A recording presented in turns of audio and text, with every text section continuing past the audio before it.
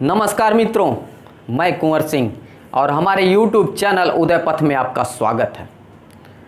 एक तरफ अफगानिस्तान से सोवियत संघ की सेनाएं वापस लौट रही थीं और दूसरी तरफ तालिबान संगठन का बीज अंकुर बनकर फूट रहा था, एक पौधे का रूप ले रहा था और यही पौधा कुछ ही दिनों, महीनों और सालों में एक विशाल वृक्ष बनकर अफगानिस्तान में अपनी शाखाओं को फैलाने लगा। इस संगठन का निर्माण दक्षिणी अफगानिस्तान और उत्तरी पाकिस्तान के इलाके में हुआ। कट्टरपंथी इस्लामिक छात्रों का यह संगठन था और 90 से 94 तक इस संगठन ने अफगानिस्तान की जनता के बीच अपनी एक अच्छी पकड़ बनाई और इनके संगठन का मकसद शरीयत की स्थापना करना था।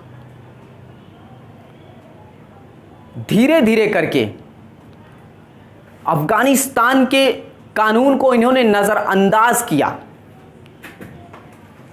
और वहां के लोगों को जो दोषी होते थे इन्होंने जगह जगह खुद सज़ा देनी शुरू कर दी।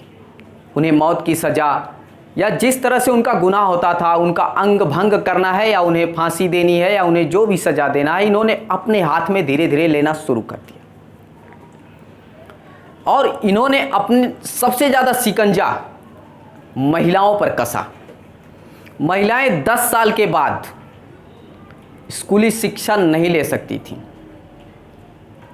वे अकेले कहीं बाहर नहीं जा सकती थीं, बुर्का पहनना उनका अनिवार्य हो गया था,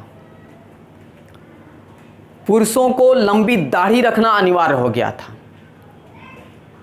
और धीरे धीरे करके इस सत्ता की तरफ काबिज होने लगे। सन 1996 से लेके 2001 तक ये सत्ता पर भी अपना कब्जा जमाए, जिसमें यूएई, पाकिस्तान और सऊदी अरब इनकी सत्ता को मान्यता भी दिए। इसके बाद 9/11 के हमले के बाद जब अमेरिका को आतंकवाद की खुली चुनौती मिली, तब जाकर तालिबान संगठन का नाम पूरी दुनिया में खुले तौर से पूरी दुनिया ने जाना।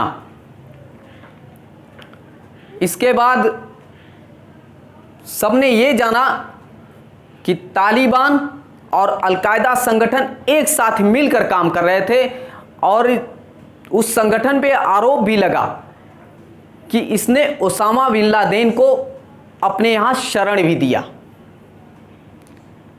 इससे अमेरिका खफा हुआ और कुछ ही महीनों में अमेरिका ने अपनी फौज को तालिबान को नस्तो नाबूद करने के लिए अफगानिस्तान की धरती पर उतार दिया।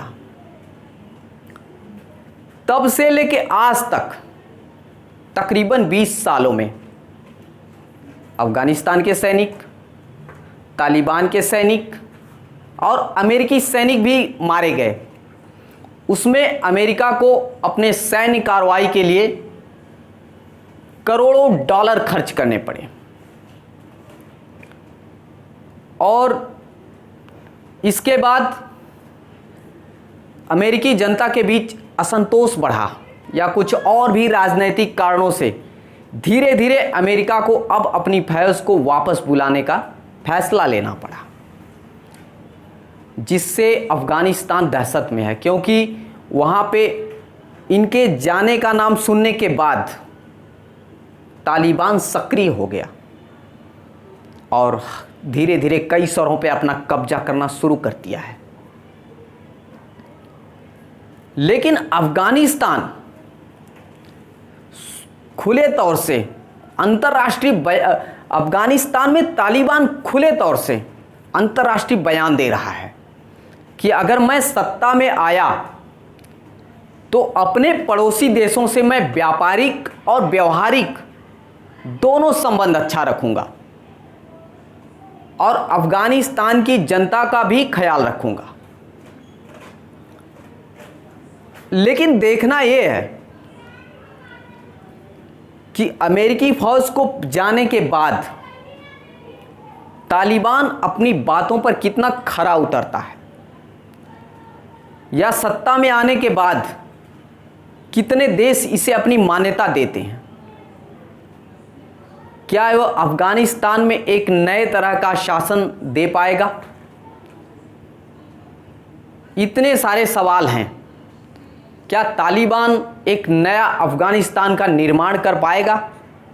क्या अपनी बातों को जिस तरीके से अंतर्राष्ट्रीय मंच पर रख रहा है, अंतर्राष्ट्रीय मंच उसे स्वीकार करेगा? इन सवालों के साथ हम बाद में ये देखेंगे कि तालिबान संगठन कहां तक सफल हुआ, या उसका सफल होना पड़ोसी देशों के लिए घातक है, या आतंकवादियों के लिए एक सुनहरा रास्ता खुल रहा है। कई सारे सवाल हैं उनको अफगानिस्तान में सत्ता पर आने के बाद। मित्रों, अगर हमारी वीडियो आपको अच्छी लगी हो तो जिन्होंने मुझे सब्सक्राइब नहीं किया है कृपया सब्सक्राइब करें, शेयर करें, लाइक करें, पर घंटी दबाना ना भूलें। जब आप घंटी दबाएंगे तो हम अगली वीडियो के साथ आपके सामने हाजिर हो जाएंगे। जय हिंद।